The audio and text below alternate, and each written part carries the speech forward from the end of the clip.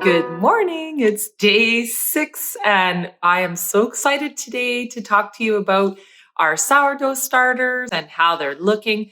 I'm going to unwrap my nest here. Okay, so just so you can see from the side here, the growth that's happened. Susie and Betty, our sorghum sourdough starter and our brown rice sourdough starter are looking great. Look at all those beautiful bubbles, the fermentation. Remember though, our sourdough starters do not like to get cold. We had a snowstorm last night and I forgot to wrap them up with the hot water bottle. So you can just see there perfectly how I actually do need to use something to heat up the environment. So this is what will happen if it is too cold or you haven't done the exact same thing. Sometimes this will happen. It's okay. So not to fret if your sourdough starter has slowed down. So here is our sorghum sourdough starter. I'm going to give it a smell. Look at all that beautiful activity. You can see that the consistency here, and I showed you the bubbles from the side. I'm going to give it a smell.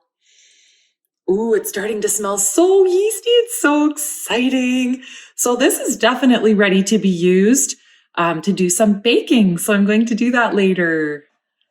So I think I'm going to actually leave it in this container for now because we're traveling to our family's cottage today and I don't want to have the glass containers break. So I'm going to keep it in these containers and just wrap them up really good. So I like to give it a good mix and kind of just incorporate it because sometimes the top has dried a tiny bit. So I'm just going to mix it up. So now I'm going to go ahead and discard everything except 30 grams and feed 50 grams of flour and 60 grams of water. So this container weighs 120. So technically I only need 150 grams, but because sometimes things stick to the side and you lose 5 grams or so, I'll get it to about 155 grams. So as you can see, it's really not a lot. But I like to do this because I don't like waste. So I feel like if you leave too much starter, in order to get that ratio that we talked about of 1 part starter to almost 2 parts flour and water, not quite there yet, but almost, then we're basically going to be using a lot of flour. But if we and let's face it, gluten-free flour is expensive. But if we use 50 grams of flour, it's a lot cheaper that way. It's a lot more affordable. Doesn't matter what order, by the way, that you add these in. Whether you add flour or water, it doesn't matter. And if you keep that ratio, then you can just add 50 grams of flour. If you're doing that twice a day, that's 100 grams of flour, but it's still not bad. And it's only for a short period of time. And then pretty soon we're going to be able to use all of the discard and not throw any of it away. Okay, so I'm going to add my water now. So I'll just tare my scale again. And then we'll add our 60 grams of water. And I'm going to automatically add the 60 grams as I know that every single time I have mixed it, I have needed an additional almost 10 grams of water.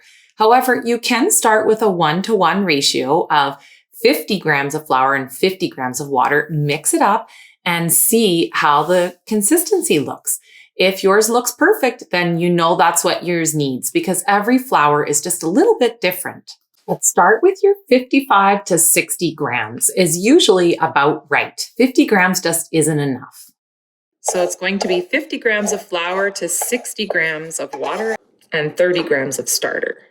This time, give it a really good mix and I think that should be perfect. So this is sort of the consistency that you're looking for. So don't worry so much about the numbers, write it down, but look what yours looks like because depending on those 3 biggie factors that we talked about, it's going to be different. If your flour is if it's sourced from a different place, which most likely it is, it's going to be a little different. You may need to do the 1-to-1 ratio of flour to water, but you may have just a smidgen more like I do. Okay, and I think that looks perfect. I do the jiggle test, right? Every time, just a little bit of jiggles. You can see there's already bubbles forming in there. Let a good scrape down. So if you have a lid like this one, I highly recommend just taking a nice clean cloth and wiping the edges if you did like I do and you spill. I'm quite clumsy at times. I call myself a very messy chef, and that's okay. So you can see it's bubbling already. You can see how beautiful our starter is. Look at that activity. Amazing. Susie, the sorghum sourdough starter, is doing beautifully well. You can see all that activity already. And I can smell the yeast. It smells amazing. So we're going to cover with a lid. And I actually, at this point in the game, I like to close the lid. It doesn't, most of the microorganisms, like I said before, are anaerobic. So they don't really need oxygen, and we're giving them a really good stir every time. So just check, it should be the same. So just double check and make sure it's at the right height before you put it into a nice warm spot. So remember, you can bake with your discard now. I've put lots of ideas in the post below, so check it out and don't throw out your discard. I'm just dying to know, how's your starter looking on day 6? Whether you started with us on April 1st or not, I'd still love to see a picture. We'll come back later this evening and feed our starters again. Have a wonderful rest of your day. Bye-bye.